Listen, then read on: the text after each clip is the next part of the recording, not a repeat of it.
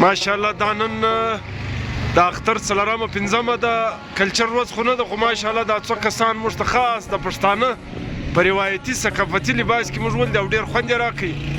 نو ملک اکوای په مابین کې دي، دا نور هم زموږ د علاقې زموږ د کلي زموږ د وطن خلک دي، نو ډېر خوند کوي.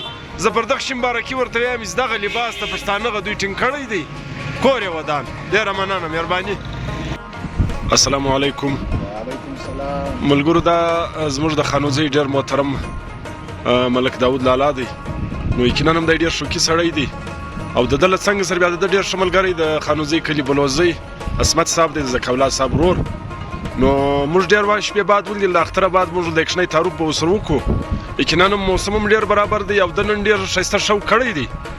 د ده دا نایابه لونګۍ ولې دا کلر موږ د بل چا پر سر ډېر کم لیدلی دی او له اختره بعد د سره موږ مبارکي نه وکړي، نو مبارکي به مو سره وکړو او څه حال احوال به مو سره وکړو. السلام علیکم. وعلیکم السلام. ملک اکو ستړی مه سې، څه حال دی، څنګه یې ښه یې، صحت برابر دی؟ عصمت صاحب جوړ تکړه خوشحاله سلامت، څنګه یې ښه یاست؟ صحت مو ښه، دواړه ښه یاست؟ اختر خو تر سوی دی، بیا به هم د اختر مبارکي درکړو وروره، د اختر مبارک شه. الله د روژې او تراویح عبادتونه ګډ کړو. او امین. ملک اکو شپې خو ترې سولې د اختر او د روژې ان شاء الله انسانان خدای په خیر خیرت ته راوایستل. خامخا به څه مشکلاتو د ډېرو خلکو دپاره، نو خو د ارزانۍ له وجې هغه خو نو پکښې وو، نو خامخا لږ ګراني واله، لږ دغه وو، لږ حالات دا ته راوو. نو ته څنګه یې، ستا صحت څنګه دی؟ الحمدلله د الله پاک فضل و کرم دی، ډېر ښه شکر. زه دا یو شی زما ډېر خوښ دی، پر دغه بیا ته تبصره وکړې. یقینا نن سبا کومې کلیج پر سر کېدلې دا ډېر خلک پشټم ورته وایي او ډېر ښایسته لونګیانې چې په پخوا د پښتانه یو خاص روایت راتلی، هغه موږ ډېرې کمې لیدلي. نو نن چې به دا ستا لباس ولید ما ته خوند راکوي چې له تا سره یو پنځه خبرې وکړم. نو خالي دا د پښتانه پر دغه لباس وګایږئ چې دغه تره ښایسته لونګۍ دا د پښتانه چې کوم دستار دی، چې دستار تړي بېشمار دي، چې دستار تړي بېشمار دي، د دستار سړي په شمار دي. نو هغه پخوانۍ کویلې هغه لونګۍ دا اوس دا سیستم ختم شو، ګوره یو شی هم نشته اوس، خو بس خالي هغه په شمه ډرایانې دي. ګوره اوس خو هغه د پښتونوالي د کاکړۍ ثقافت زموږ هغه ګرده شیان پاتې دي له انسانانو بالکل، بس په بله خوا یې مخ دي. الله د موږ ته توفیق راکړي چې زموږ خپل ثقافت، خپل پښتونواله، خپل د هغوی لږ لږ ښه په دغه ترار وځو، نو خامخا له اختر او داسې یا ګرد عمر کوم په وس نه وي پوره. نو انسان دی دغه په چم شوقي در چا په لط سړي دغه، لیکن خوند کوي لونګۍ، بېشکه خوند کوي. خبره دا ده چې مطلب زموږ د پښتنو دپاره او ډېر ښایسته پېچان مې زموږ ثقافت دی وروره، د دې وجې زه وروره بس خوند راکوي، بس د دې وجې مې تړلي دي، ګای تړو. نو په علاقه کې په کلي کې داسې خلک چې هغه پښتانه روایت هم پکښې وو او قبایلي سړی هم ولې او غیرت یې هم لرلی. دا تر یو سړی د هر چا به قدر کوو، د نورو خلکو غیبت نه کوو، خو یو خاص سړی ستا په یاد وي ته وایې یاره د دغه سړي دسترخوان، د دغه سړي پښتونواله او غیرت او هغه پښتانه روایت چې ګرد پکښې وو، هغه داسې یو سړی ستا څوک په یاد کېږي ګای ناوخت؟ ګرد هغه د خدای وبخښي هغه خو اوس نشته، د لونګۍ والا خو دې وینې په ګرد کلي کې یو هم نشته.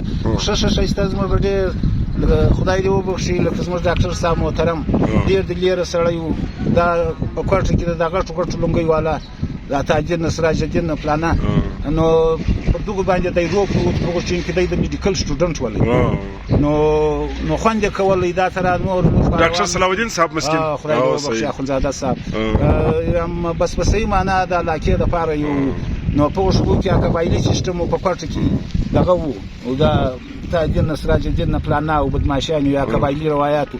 نو په دغه کې ډاکټر صاحب زما تر اوسه نه ویرېږي، پر رنګ مې خوښ و، پشته مې هم تړلی، په لیدلی مې دی، په لط سره هم ګرځېدی. بیا داسې اتفاقاً بس داسې واقع جوړه سوه، بس له ژونده زه خلاص و، بس داسې واقع پېښه سوه. اوس صحیح دی، خوشګواره واقع الله پاک دې وبخښي. نو هغه پشم بس دا ځوانان دي، هر سړی وروره د علاقې دپاره یو رنګ لري، که په هر رنګ کې که په لط سره، لیکن موږ دا وایو چې مطلب دا زموږ د پښتونوالي په حواله باندې لږ ښه شي اوس لونګۍ دا یې نو خوند کوي ګای. نو موږ خدای وایو عصمت صاحب ته هم پر دغه یوکشنۍ تبصره وکړه چې زموږ د پښتنو دلته یو ثقافتي پروګرام کېدلی په ډیر ښایسته انداز موږ کلچر ډیر وځي کوي هر ځای مناوي چې دا په کار راځي د موږ په علاقه کې دا مناویدلې نو په ځوانانو ډیر ښه تاثیرات مخصله نو د هر بدل د لونګي په قدر کېدل د پښتون په قدر کېدل نو ډیر ښه خوند کولای نو سره ولې دا روایتي پروګرامونه چې دا بالکل دلته زموږ په ځوانانو خو دا شیان پزنینه نو یقینا هم دغه تر مثلا لکه ملک کوج دا د په دا تر ښایسته انداز کې ګرځي زه بالکل دا سړی ته سلام کوم ولی سړی د پښتون پر لباس او د پر دغه دونه مېنی نو دا سړی یقینا هم ښه سړی دا تر سړی په ډیرو خوبیانو مالک نو ملک کو ستې د دواړو کور ودانۍ منمه کور مودان خالی پیشنو خواته ورده که خانزی د خانوزي علاقه ده نو موږ ملک کو ده د خانوزي بازار او ډیر پرامنه خانوزي بلوزي د ازموش کاریزات